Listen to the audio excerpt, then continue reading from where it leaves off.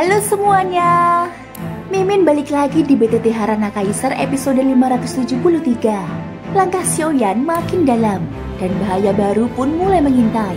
Yuk langsung kita lanjutkan ceritanya. Di episode sebelumnya, Xiaoyan menerima ajakan kerjasama dari King Teng untuk menembus laut penyiksaan pembakaran surga. Sebuah wilayah berbahaya yang dipenuhi kekuatan penghancur dan makhluk api raksasa. Meski King Teng menyimpan kecurigaan dan berusaha menempatkan dirinya dalam posisi yang lebih menguntungkan, Xiaoyan tetap tenang. Ia membuktikan kekuatan fisik serta keberaniannya dengan menahan serangan secara langsung. Semua itu demi memahami hukum kehancuran api. Saat pertarungan melawan seekor kadal raksasa api pecah, Xiaoyan membuat semua orang terkejut. Ia menelan langsung seberkas api anak pemusnah tanpa ragu, bukan hanya demi kekuatan, tapi karena ia ingin memahami makna sejati dari elemen api yang menghancurkan segalanya. Dengan kecepatan luar biasa, Xiaoyan kembali menerjang seekor kadal roh api lainnya. Satu pukulan telak menghancurkannya seketika. Seiring dengan itu, dia langsung menyerap anak api keenam. Kecepatannya begitu mencengangkan, bahkan King Teng tidak sempat bereaksi. Saat King Teng masih sibuk menghadapi musuhnya, Xiaoyan sudah membantai target ketiga dan mendapatkan anak api ketujuh. Tak ingin memberi celah, Xiaoyan segera bertindak lagi.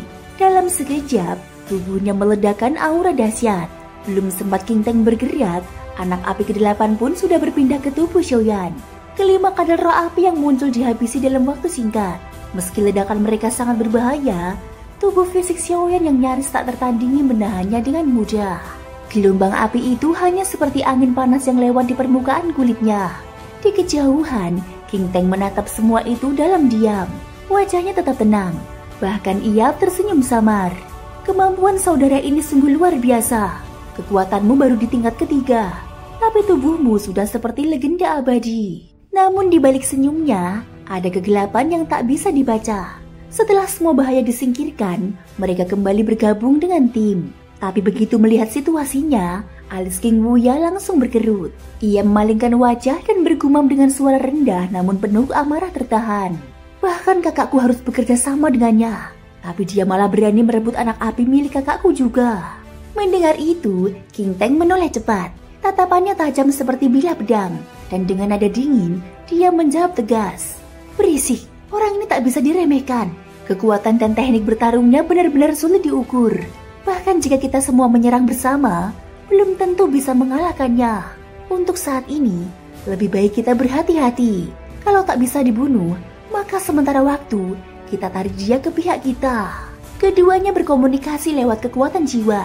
Setelah dihentikan begitu, King Wuya tak berkata apapun lagi. Perjalanan berlanjut.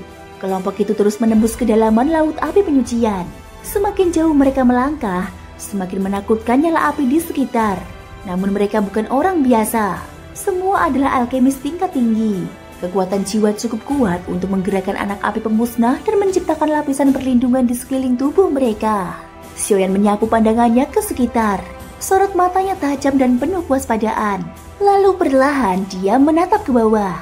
Di sana, di kedalaman yang gelap dan merah membara, terdapat sumber sejati dari api pemusnah. Tempat itu seperti perut dunia, mematikan dan penuh tekanan destruktif. Bagi orang lain, ini adalah wilayah terlarang. Namun bagi Xiaoyan ini hanya latihan untuk tubuhnya. Tanpa ragu ia melompat, melepaskan diri dari kelompok, dan melesat menukik ke dalam lautan api. Melihat ini, King Teng berteriak dari belakang. Saudara, jangan gegabah. Di bawah sana adalah pusat kekuatan penghancur. Kita bisa menembusnya bersama-sama. Namun Xiaoyan tak menoleh sedikit pun.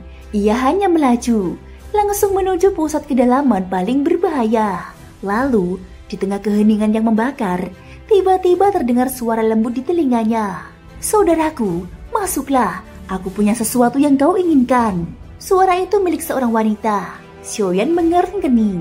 Dia memilih mengabaikannya. Di tempat seperti ini, sosok wanita seperti itu jelas bukan manusia. Mungkin hanya ilusi roh api, tipu daya yang menyamar jadi keindahan. Xiaoyan terus menyelam, namun seiring itu, suhu meningkat drastis. Kekuatan penghancur murni mulai meresap ke dalam pori-pori. Tubuh fisiknya yang sangat kuat sekalipun mulai mengalami retakan halus. Dia segera memanggil avatar keabadian fisiknya. Sosok itu terbang ke depan untuk membuka jalan dan menghalau bahaya.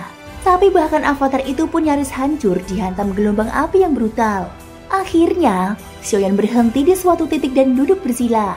Tubuhnya hancur dan pulih secara bergantian, seperti menempa dirinya di tengah bara neraka. Ia memejamkan mata, meresapi kekuatan ini dari dalam. Kekuatan pemusnahan mutlak, bukan hanya kuat, tapi murni dan tanpa ampun. Kalau aku mengaktifkan anak api ini, akan seperti apa hasilnya? Xiaoyan berpikir dalam hatinya. Untuk pertama kalinya, dia memanggil 8 anak api yang tersimpan di dalam dantiannya. Api itu lalu bertabrakan dengan api di sekeliling. Dua kekuatan yang seharusnya bersaudara justru saling menghancurkan. Ledakan hebat terjadi. Api itu bahkan mencoba membakar dirinya sendiri. Xiaoyan menarik nafas panjang lalu bergumam dalam hati. Begini rupanya, setiap kali digunakan, anak api ini akan terkuras. Dan saat energinya habis, ia akan menghilang selamanya. Kini ia paham. Inilah alasan mengapa semua orang begitu tergila-gila mengejar anak api. Lalu, suara wanita itu kembali terdengar, lembut, mendalam, tapi juga penuh daya tarik berbahaya. Masuklah, saudaraku, aku punya sesuatu yang bisa membantumu. Api di sekelilingnya menyebar. Terbentuklah sebuah lorong menuju kedalaman. Di ujung lorong itu, tampak sosok wanita berdiri. Samar tapi menggoda. Xiaoyan menyipitkan mata. Suaranya tajam menembus kesunyian. Kau manusia atau sesuatu yang lain? Tanyanya tajam. Wanita itu membalas dengan suara dingin namun halus. Aku bukan manusia, bukan pula arwah, tapi aku tidak akan menyakitimu. Masuklah, dan aku akan memberimu 10 anak api. Xiaoyan tetap tak bergerak. Matanya tajam, pikirannya jernih. 10 anak api tak cukup untuk membuatku mempertaruhkan nyawa. Saat hendak pergi, suara itu berubah. Bagaimana dengan 100? Di hadapan wanita itu, muncul 100 anak api pemusnah yang berkedip-kedip seperti bintang hitam. Xiaoyan menatapnya, tapi hatinya tetap tak tergerak.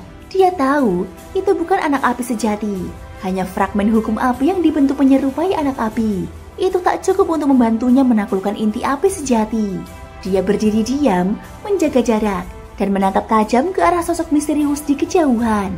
Itulah tadi alur seru BTT Harana Kaisar episode 573. Kesimpulannya dari part ini, Xiaoyan membantai 5 kader raksasa roh api dan mengumpulkan 8 anak flame pemusnah dengan kecepatan luar biasa, membuat King Teng dan King Wuya kewalahan menyaingi.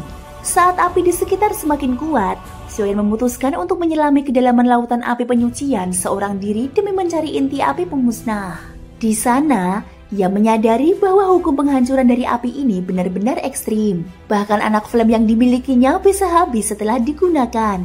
Saat ia mulai memahami kekuatan tersebut, sosok misterius perempuan memanggilnya, menawarkan ratusan anak api sebagai imbalan jika ia mau turun. Namun Xiaoyan tetap curiga dan menahan diri, menyadari bahwa api yang ditawarkan bukan anak api sejati, melainkan sekadar bayangan kekuatan hukum. Sebuah teka-teki besar pun muncul, siapa sebenarnya wanita ini, dan apa yang ia inginkan dari Xiaoyan. Terima kasih buat yang udah nonton sampai akhir. Jangan lupa like, komen, dan subscribe-nya, biar gak ketinggalan update berikutnya. Sampai jumpa di episode selanjutnya.